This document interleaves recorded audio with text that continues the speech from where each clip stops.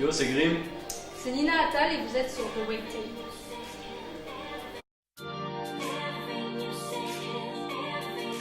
DJ Grim, plus connu pour moi sous le nom de Guillaume Jolin.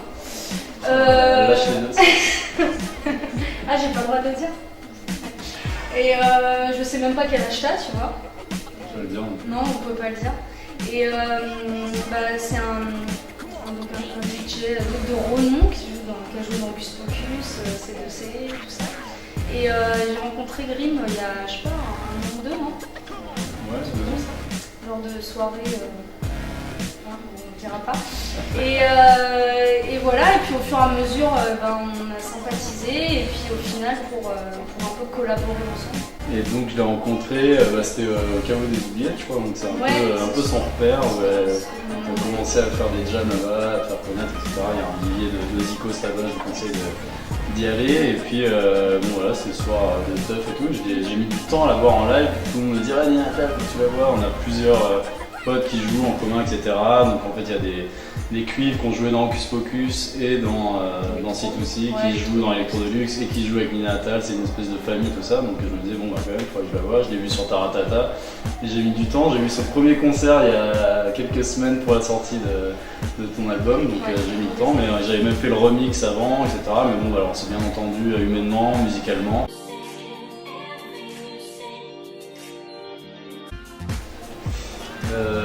Alors, la question du tout. Donc, l'album de Nina fout pas mal la claque pour les amateurs de funk, soul. C'est quand même, ça a été fait à New York avec des putains de zikos. Moi, en fait, elle m'a envoyé quelques titres en avant-première, donc j'ai eu l'honneur d'écouter les arrangements et puis de pouvoir aussi écouter les pistes séparées.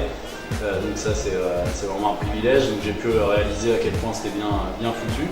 Et voilà, c'est un album qui est hyper riche, qui est dynamique, à la fois il y a d'émotions. Et ce qui est assez étonnant, c'est que Nina est assez jeune et c'est son deuxième album, donc ça fout encore plus la claque de savoir ça.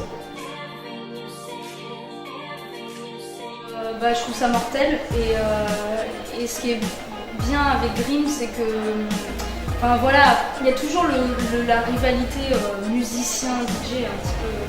Parce que c'est comme ça, les musiciens ils apprennent la musique, et il y en a qui sont très puristes et tout ça. Et en fait, moi je connaissais pas vraiment cet univers avant des DJ, des électro et tout ça. Et en fait, je me suis rendu compte que, je pense que tu connais vraiment la musique. Mais c'est bien parce que c'est une autre approche et qui est hyper intéressante en tant que musicien aussi. Et moi qui m'inspire beaucoup. Et moi j'aime son travail pour ça, c'est qu'il y a vraiment le côté musical qui finalement, moi j'avais des a priori que j'attendais pas forcément pour un DJ et moi c'est ça qui me plaît vraiment chez Grim en tout cas. Guillaume, ce que j'aime particulièrement chez lui, c'est qu'il a toujours la banane. C'est genre le mec il est toujours happy, un défaut, comme ça je vois pas. T'es trop occupé. Tout busy quoi, le mec. Mais ça va, tu réponds au téléphone. Ouais, celui-là pour l'interview. Ouais, peut-être sa maturité artistique et défaut, c'est qu'elle a un foie trop résistant. Et quand on fait des soirées shooter à Chartreuse, c'est pas possible, tu peux pas la battre. Donc c'est énorme. C'est vrai que par rapport à moi, très énorme. Trop d'expérience. Même avant 12 ans.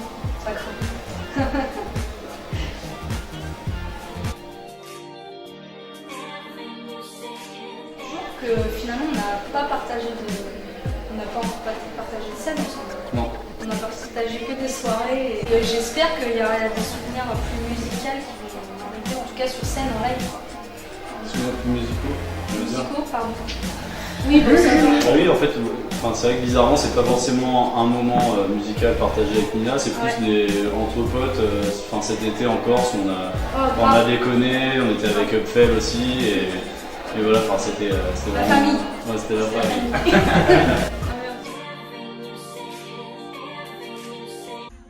Non, moi je fais une date parisienne, notamment le 24 janvier au Open Piper. J'aimerais beaucoup que Grim vienne. J'ai l'impression que c'est comme une demande en mariage. C'est ça, ouais. Grim, peux-tu partager la scène avec moi? C'est pas, je dois réfléchir. Donc voilà, c'était le projet, il ne le savait pas, donc je te l'annonce en interview. Exclusivité webtape. Ouais, c'est ça. Donc moi, mon projet avec Grim, là, prochainement, c'est ça.